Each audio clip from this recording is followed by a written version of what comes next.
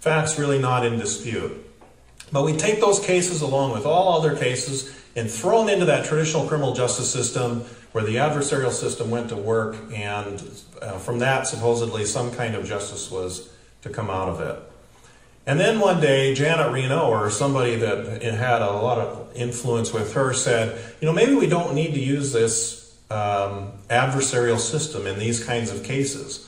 Maybe there's a way where prosecutors and defense lawyers and judges and court staff can come together and work together collaboratively to solve the problem that we're dealing with, and that's addiction. That's the real problem that we're dealing with, not the particular facts of this case. Can we get together and can we solve that problem? And so when somebody voluntarily enters the drug court in Thurston County, they sign a contract, they waive all those rights that go along with an adversarial system, and they agree to participate in drug treatment. And from that point forward, as soon as that document is signed, from that point forward, the prosecutor, the defense lawyer, the judge, the treatment providers, the administrative staff are all working together with one outcome in mind, and that is to get that person into recovery and ensure their success. So ultimately, when they leave the court system, they do not recidivate. They don't offend again. And the research that's coming out now is rather remarkable. This is some of the research that I heard when I was back in DC last week. The research around recidivism rates is that the drug courts can substantially reduce recidivism to the extent of, in some instances, almost 50%. So locally, we've had recidivism rates at about 75% for somebody who comes in accused of a drug charge. So about 75% of the people who get convicted are going to go out and reoffend at some point, not long after they've completed their jail time or whatever punishment that they had. If they successfully graduate from drug court, that can drop to as low as 25%. So there's a substantial reduction in recidivism right there. The interesting thing is they don't necessarily have to graduate for there to be an impact. They found that even offenders who start drug court and make progression through that but don't finish it or get revoked because they can't, in the end, deal with the addiction that they're struggling with in that environment, even those people recidivate less. The recidivism numbers go down substantially.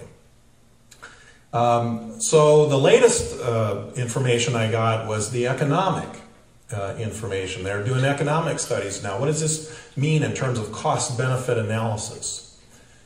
Well, for the average offender, if you're looking at putting the so-called average offender through a drug court, nationally now the estimate is that we save about $2.26 for every dollar invested in a drug court.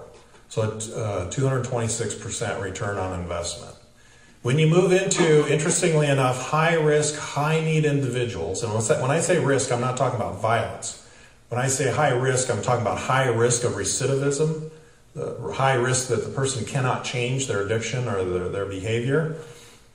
It goes up to $3.36 on every dollar invested. So a substantial return on investment in the drug courts. So from that problem-solving court model in drug court, then we created the mental illness court, mental health court in district court. Uses the same model, but now it's a place where we can take the number 2 influence, mental illness, and offenders who are suffering with mental illness and put them into that court. At the end of this, I'm going to tell you a little story about why I'm a mental health court believer now. We've also created a subset, if you will, of the mental health court for veterans. And that is the newest innovation, if you will, in the problem-solving court model nationally. And we had one of the first veterans courts in the country in Thurston County. And the issue with this is that when people were getting referred into mental health court, what they found is a number of them were veterans who were dealing with post-combat PTSD.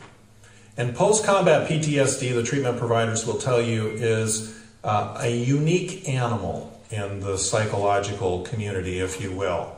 It's different than other types of PTSD. The symptoms tend to be more pronounced, more profound. And the other issue is that when somebody comes back from combat who's suffering from PTSD, they don't think of themselves as having a mental illness. Their self-image of themselves is not that they're crazy or that they need help from a mental health court. What they need is different. And so the Veterans Court removes that stigma of it being a mental health court or mental illness court and allows them to get into a court system where there's peer support from other veterans who are suffering from PTSD the same as they are. And you get a peer-to-peer counsel or a peer-to-peer mentoring system developed within that court. And it's so young we don't have the numbers yet, but given the anecdotal information, it looks to be very successful. So in any criminal justice strategy, I think there's 4 elements that are necessary in any strategy around prevention or crime reduction. One is collaboration, the working together.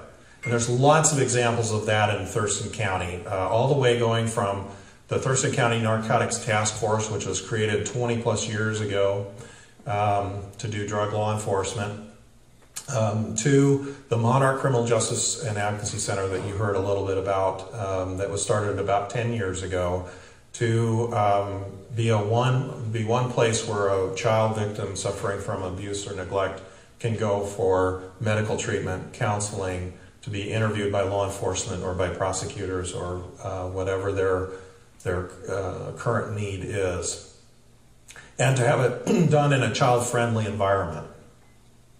The third is education.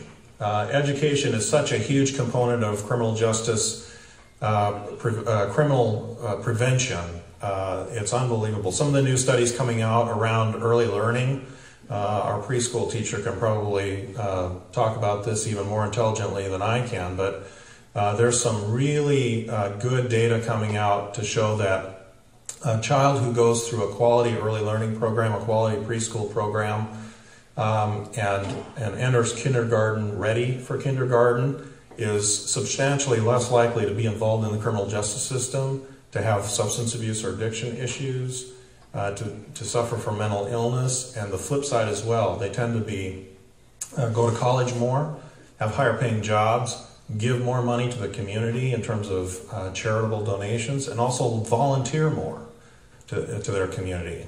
And so early learning is huge, but education is a huge factor in any prevention strategy I think that we come up with. And the last is perspiration, and that's just the hard work that it takes and the perseverance, if you will, in any kind of criminal justice strategy. So that's my 4 broad buzzwords: collaboration, innovation, which is thinking out of the box, and then education and perspiration in the strategies. So I want to talk about one other one that we're looking at that's coming out just recently, and that's the Family Safety Center. Now this is a model that is based on the Monarch Children's Justice and Advocacy model. It's a place where victims of domestic violence can go to receive services from various providers, whatever that might be. So if they want to talk to a detective about a criminal case, they can get connected to a detective, or to a prosecutor, or to a victim advocate, or to a civil legal attorney that can help them with dissolution or no contact orders or child custody, those kinds of things. That program just started about a month ago over in the Family Juvenile Court with a grant that was provided by the Violence Against Women Act. There's 5 partners: Prosecuting Attorney's Office, the County Clerk's Office, Betty Gould's office, the Thurston County Sheriff's Office, Safe Place, and Northwest Justice, which provides those 5 elements. And we'll be coming out into the community more and more now to talk more about that program. But I'm sure that's something you'll be reading and hearing about more in the area of domestic violence. And that's, I think, right now our #1 strategy to respond and to try and prevent domestic violence. So let me wrap up by telling you the little mental illness, the mental health court story. This is a story about a person that I'll call Tom. And Tom was a person that I had actually known by name for a very long time. Going back to my first years in the prosecutor's office with the Thurston County Narcotics Task Force. Tom was an addict. He started drinking at the age of 12, started doing drugs at the age of 14, And he was drinking and drugging in order to self-medicate himself based on, guess what? Prior physical abuse as a child. Tom, when you're in the Narcotics Task Force, there's a kind of a laundry list of names that you hear over and over again of people who are involved in the drug world out there, dealers, drug dealers, and the folks that are kind of the most notorious. And his name was on that list when I was in the drug unit. And he would get arrested and prosecuted and then go back out and get arrested again, or a probation violation or whatever. I recently counted up Tom's files. He had 39 files in our office. He'd been arrested 56 times over the last 20 years. Until one day when his defense lawyer said, you know, we ought to look at this mental health court, because I think there's something going on here under the surface. And sure enough, finally he got diagnosed PTSD. They got him into mental health court, and at that point he got into treatment for not only the PTSD but for the addiction as well. He's been clean and sober now for, I think it's a little over 2 years. He has not spent a day in jail since that time, so think of the savings there at $95 a day, I think it is now, to put somebody in our county jail. He had thousands and thousands of dollars in back child support owing because he hadn't been paying child support. He's now completely caught up. He started his own business, contracting, building business, which has been very successful for him. He completely changed his lifestyle. He exercises every day. He eats a very strict diet. He went to a dietitian, spent time with a dietitian. And he has totally turned his life around. Tom just was recently awarded the Phoenix Award by the Behavioral Health Resources organization because of his completely turning himself around. And much of that was, I don't want to discount the hard work that any individual puts into overcoming their struggles with addiction and with mental illness. But the fact of the matter is, it was that mental health court that provided him the system and the support that he needed to get there. And so that one success story, I think, has probably saved us thousands and thousands of dollars already. So that's why I'm a big believer in the problem-solving courts. So with that, I'd like to just open it up for questions. We're actually pretty close to the end, but... Can you address the trafficking issues in our area? Trafficking in... Child trafficking, prostitution, or human labor? Yeah, human trafficking. That's a big issue now that we're just starting to look at. In this county, we haven't seen very many instances of human trafficking, but you know why, I think? Because we haven't been investigating it. We haven't been looking at it. It's a huge issue in King County. It's becoming a bigger issue in Pierce County. I know what's going on here. And when we're talking about human trafficking, what I'm talking about is not just, folks coming in illegally in the shipping boxes. I'm talking about trafficking and prostitution, and particularly underage prostitution. And what we're hearing now, the intelligence we're getting now, is that there is actively that is starting up with our local gang issue. And we have a gang issue in this county.